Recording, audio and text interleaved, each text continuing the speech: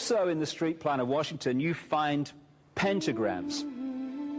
So here we have two pentagrams in the street plan of Washington. The top one points into the Capitol building, and the one at the bottom points into the White House. This is a political building, so we're told. In fact, it's a temple to a secret society, built by the Freemasons to a specific design, Congress, the Congress building. Where did it get its name from? Capitol Hill, from a sacred place of the Roman Brotherhood going way back called Capitoline Hill. And when Madeleine Albright, high priestess of this brotherhood, became Secretary of State, and she went across on her first overseas visit to Europe, she actually went to Rome and made an official visit, what for her would have been a pilgrimage to Capitoline Hill in Rome, and that's where we get Capitol Hill from. This is George Washington. In the last century, they decided they didn't have a decent statue of George, so instead of getting an American to produce one, they ordered it from Italy, from Florence. And when it arrived on the dockside, people were staggered, because here was George, the first president of the United States, depicted naked from the waist up with this cloth over his Bill Clinton's, and then pointing up one arm, pointing down the other. What's going on? Unless you realize where these people are coming from, it's inexplicable.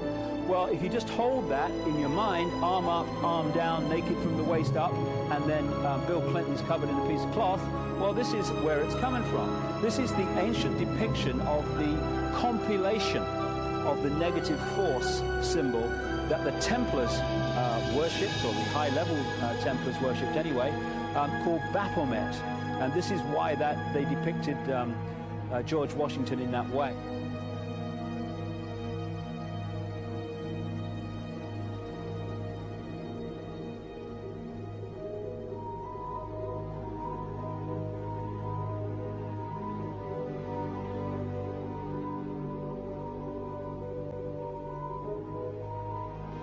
What has come to light is that it is not so surprising for a lot of people that there are covens amongst the very educated class, architects, doctors, lawyers, priests, brokers, and the leisure class. These are people who have made pacts with the devil. That's right. It's really the best, the more accurate way of describing it would be that they have indulged themselves in the worship of the goat, of the prince, of the serpent, of Satan, of Lucifer, and they lead perfectly normal lives. They're jewel merchants. They travel. They're prominent in their own way, but they do have this indulgence. Father, here's a part of that I can never understand. That has never made sense to me. And that is, if somebody were to make a pact with the devil, then obviously the implication is if the devil is there to make a pact with them, to make a deal, to make their life, their short mortal life on earth, pleasurable, with money or women or travel, or more interesting, whatever it is they want. Yes. Then they are aware of the presence of the devil, and they are obviously aware then of the presence of God as well, and they nevertheless make a conscious, stupid, short-term, blind choice to take what they can get in this lifetime. And to embrace one, you must embrace the other. It's not like it's some wishy-washy person. I know you do. It is a very not easy to understand, except when you talk with them, when they let their hair down and peel grapes, as we say, and when they're on their way to being cured of what or healed is the proper word. You find that there's an exhilaration and a satisfaction which is both sensual and sexual and mental when they really indulge in Luciferian worship. There is a peculiar exhilaration. Like a drug, then? Yes, it's a peculiar exhilaration. And of course, the the godly instincts in us all, the angelic in us all, because we all have something angelic and something godly, besides everything else, a lot of other negative things, that is quenched. And you find in them a horror of anything, what we call sacred and holy, or sacrosanct, or the idea of the idea of the sacred, of the awesome.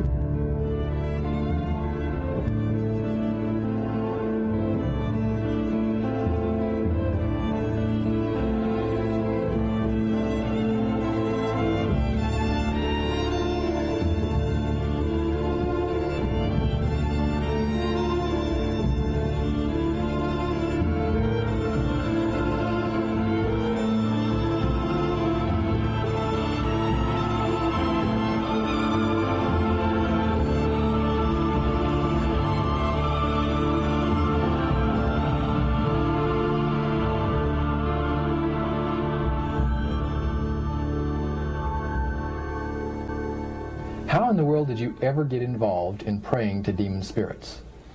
A fellow that had been on a particular ship with me, he told me, "Hey, I got something fantastic to tell you." He said, "I am affiliated with people that speak with the spirits of the dead. How would you like to talk to the spirit of your dead mother?" And I was shocked. I was shocked. He said, "You wouldn't be afraid of talking to the spirit of your dead mother, would you?" Well, I said, "I'll tell you what, I would have to give that some thought, because it's something I never thought about before in my life." Most of us probably haven't. A little afraid of something like that. Well, he says, you know, it's written all over your face. You're afraid of going to a seance. But he says, "I know you. You're going to come."